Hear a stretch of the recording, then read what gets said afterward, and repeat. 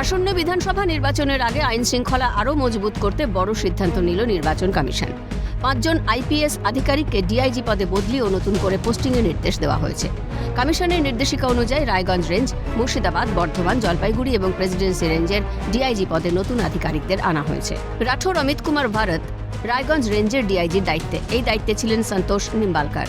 তাকে সরিয়ে দায়িত্ব দেওয়া হলো 2009 ব্যাচের আইপিএস অমিতকে। এর আগে তিনি ট্রাফিক ও রোড অন সেফটির ডিআইজি পদে ছিলেন। মুর্শিদাবাদের ডিআইজি পদে আনা হয়েছে অজিত সিং যাদবকে। এতদিন মুর্শিদাবাদের ডিআইজি পদে ছিলেন সুধীর কুমার নীলাকান্তম। অজিত সিং যাদব 2011 ব্যাচের আইপিএস। এর আগে তিনি এসপিডিও ছিলেন। জলপাইগুড়ির ডিআইজি ওয়াকার রাজাকে সরিয়ে আনা হলো অঞ্জলি সিংকে। তিনি 2009 ব্যাচের আইপিএস। ট্রাফিকের ডিআইজি ছিলেন অঞ্জলি। বর্ধমানের ডিআইজিকেও সরালো কমিশন। শ্যাম সিং এর জায়গায় নতুন দায়িত্ব দেওয়া হয়েছে শ্রীহরি পাণ্ডেকে। তিনি 2011 ব্যাচের আইপিএস। এর আগে তিনি উত্তরবঙ্গের আইবির ডিআইজি পদে ছিলেন। প্রেসিডেন্সি রেঞ্জ দক্ষিণ 24 পরগনা এবং তার আশপাশের অঞ্চল নিয়ে গঠিত। সেই রেঞ্জে নতুন ডিআইজি করা হলো কঙ্কর প্রসাদ বারুইকে।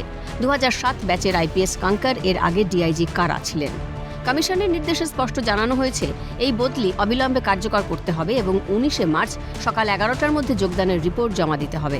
একই সঙ্গে যে আধিকারিকদের পদ থেকে সরানো হলো, নির্বাচন প্রক্রিয়া সম্পন্ন না হওয়া পর্যন্ত তাদের ভোট সংক্রান্ত কোনো পদে নিয়োগ করা যাবে না।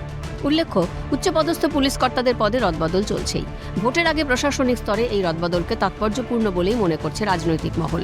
নির্বাচনকে অবাধ ও শান্তিপূর্ণ করতে কমিশনের এই পদক্ষেপ বিশেষ গুরুত্ব বহন করছে বলে মত পর্যবেক্ষকদের। অভিরূপা হাজরার রিপোর্ট, ক্যালকাটা নিউজ।